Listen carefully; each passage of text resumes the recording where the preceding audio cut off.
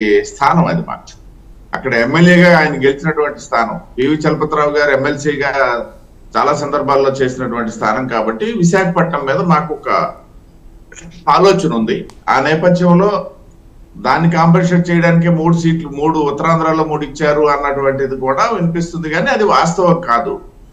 ఏదైనప్పటికీ ఇవాళ రేపట్లో అది నిర్ణయం జరుగుతుంది. అసెంబ్లీ స్థానాల్లో కూడా 10 అసెంబ్లీ స్థానాలు మేబీ 1-2 పెరిగినా ఆశ్చర్యపోవాల్సిన పని లేదు.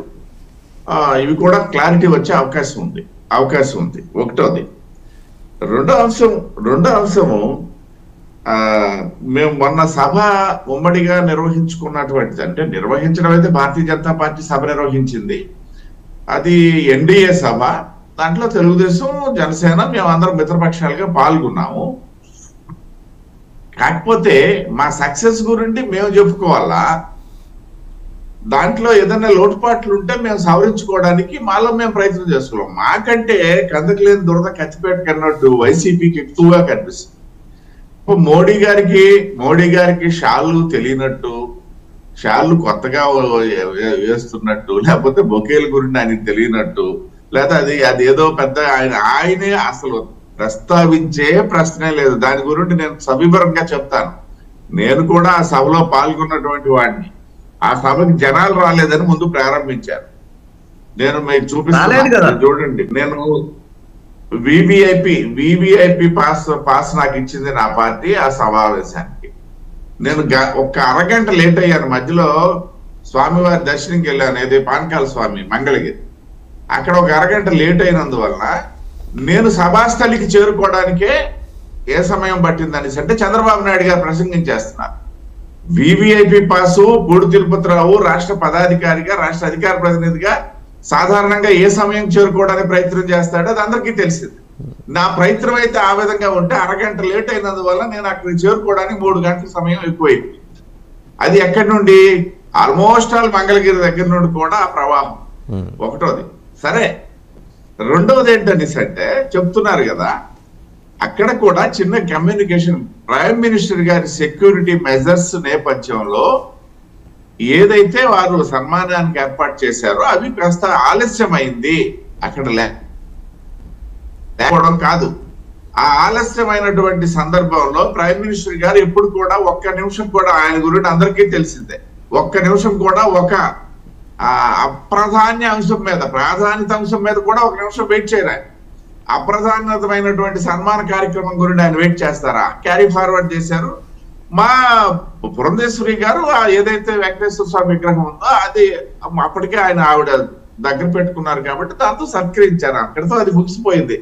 దాని గురిండే ప్రతిరోజు మాట్లాడుతున్నారు మా వైసీపీ సోదరు. అంత అవసరం లేదు.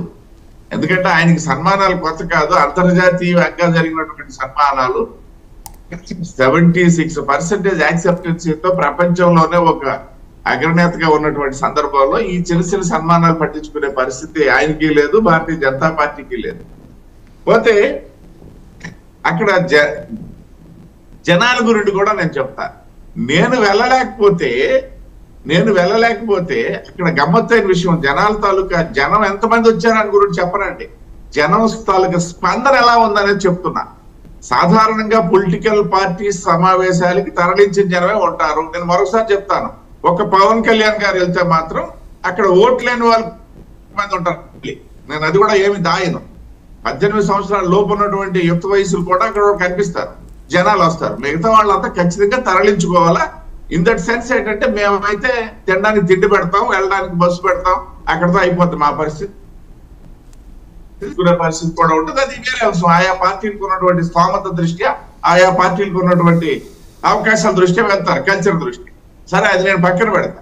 ఇక్కడ జనాల గురించి అక్కడ స్పందన అంటే ఏదైతే వచ్చిన వాళ్ళకి వాటర్ బాటిల్స్ మజ్జిగ ఎక్కడ రెడీ చేస్తే అవి ఆ క్రౌడ్ వలన పంచడానికి వాలంటీర్స్ కి అవకాశం లేకపోతే అక్కడికి వచ్చినటువంటి ప్రజలు స్వచ్ఛందంగా తీసి మేమేమనుకున్నామంటే ఇలా మోసుకొని వెళ్తున్నారు వాటర్ బాటిల్ తాలూకా కేసులు, వీళ్ళు పట్టుకొని వెళ్ళిపోతున్నారు ఎలా అనుకున్నాం మేము చూసి.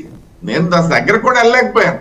తీరా చూస్తే ఒకడు వచ్చి నాకే వాటర్ బాటిల్ ఆఫర్ చేసాడు, ఒకడు వచ్చి నాకే బటర్ మిల్క్ ప్యాకెట్ ఆఫర్ చేశాడు. సరే నేనైతే ఏదో టీవీలో చూశాడు కదా ఎప్పుడో, అందువల్ల ఏదో అభిమానంతో అనుకుంటే అందరికి పంచుకుంటూ వెళ్తున్నారు వాసుదేవన్ గారు. అంటే ఆ స్పందన ప్రజా స్పందన ఆ విధంగా ఉంది, అక్కడ ఇన్వాల్వ్మెంట్ ఆ విధంగా ఉంది. ఇది సరే, ఇప్పుడు వైసీపీ వాళ్ళు పొగడమని చెప్పేసి ఎవరు అడగరు ఇక్కడ, తెలుగుదేశం కానీ జనసేన కానీ భారతీయ జనతా పార్టీ అసలు అడగదు. విమర్శలు చేయమనే చెప్తాము, అవి కొంచెం సద్విమర్శలు. ఈ మధ్య కాలంలో మనకి మీడియాలో వచ్చేటువంటి ఫోటోలు వీడియోలు కూడా సాధారణంగా మనం చిన్నతనప్పుడు చూసేటప్పుడు ఏంటంటే, మీరు జర్నలిస్ట్ గా ఫోటో జర్నలిస్ట్ ఏం చేసేవాడు అంటే డయాస్ ముందు తీసేవాడు, ఆ తర్వాత ఇలా వెనక్కి తిరిగి మొత్తం క్రౌడ్ తీసేవాడు. ఇప్పుడు పరిస్థితి అది లేదు. డయాస్ నేమో వెనక పక్క నుండి ఒక స్క్రీన్స్ పెడుతున్నాం కదా, స్క్రీన్స్ లో డయాస్ తీస్తున్నాడు, అక్కడి నుండి ఫోటో తీస్తున్నాడు, అందరూ వెనక నుండి కనిపిస్తున్నారు. ఫోటోలో చూస్తే వెనక నుండి కనిపించేమంటే క్రౌడ్ లేదు అని చెప్పడానికి. ఇది ఒక కొత్త కల్చరు. వెనక నుండి తీసేటప్పుడు ఎక్కడ క్రౌడ్ ఉండదు. కానీ అది కూడా నేను మళ్ళీ చెప్తున్నా, ఏదైతే అంటే ఒకటి మీ అసెంబ్లీ సీట్ల దగ్గరకు వచ్చేప్పటికీ దాని మీద ఎప్పటికి క్లారిటీ రావచ్చు. Both assembly and parliament seats అన్ని కూడా రేపటిలో క్లారిటీ వచ్చేస్తుంది వాస్తవం. రైట్, ఒకసారి తెలుగుదేశం సత్యనారాయణ గారి దగ్గరికి ఇవాళ రేపట్లోనే క్లారిటీ వచ్చే సూచన. ఓకే, సత్యనారాయణ గారు ఏంటి